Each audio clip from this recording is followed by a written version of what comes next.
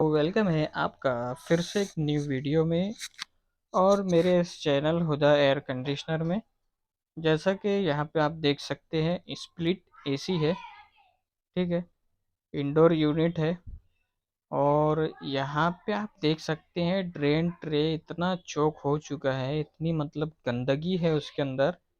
ये गंदगी कब जमा होती है और क्यों जमा होती है और कैसे जमा होती है, मुझे वीडियो में कमेंट करके बताओ आप। ठीक है ना।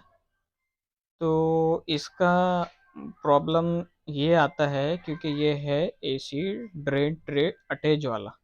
अब बहुत से एसी, क्या सारे एसी ऐसे ही आ रहे हैं। तो यहाँ पे कस्टमर को हम लोग जब बोलते हैं, जैसे मैं जो टेक्नीशियन हूँ, तो मैं बोलता हूँ कि सर इंडोर यूनिट को पूरा प्रॉपर तरीके से बाहर निकाल के ही सर्विसिंग करे। भले थोड़ा सा कॉस्टली होता है वो, तो उसमें प्रॉफिट ये होता है कि अपना इंडोर भी साफ, कॉइल भी साफ, ब्लोअर भी साफ, ड्रेन ट्रे भी साफ। जैसा कि आप गंदगी देख सकते हैं, कितनी गंदगी इसके अंदर भरी हुई है। ठीक है ना। और ये कैसा है, इसमें ना ड्रेन ट्रे निकलता नहीं है, तो ड्रेन ट्रे बरोबर प्रॉपर तरीके से साफ नहीं हो पाता है। जैसे आप अगर अगर अपन इस इंडोर को बाहर निकाल के पूरा खोल के वॉश करेंगे, तो ये बहुत आराम से मतलब क्लीन हो जाएगा। देखिए आप यहाँ पे ना एक लेयर जम गई है गंदगी की। और ये सर्विसिंग नहीं कराने की वजह से एसी में इतना मतलब गंदगी जमा हो चुका है। देखिए आप कितना काला है। अब यहाँ पे पूरा दबा हुआ रहता है, तो इसमें ना वाटर ड्रॉपिंग का मसला आता है, वाटर लीकेज का मसला आता है फिर। ठीक है। ड्रेन ट्रे से पानी पास होता नहीं है, तो पानी वहां से पास नहीं होगा जहाँ से जाना है। तो पानी निकलेगा कहाँ से, वहीं से निकलेगा ना फिर।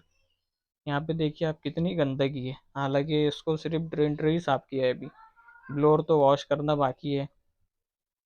ठीक है। ब्लोर वॉश नहीं किया है अभी, कॉइल वॉश नहीं किया है।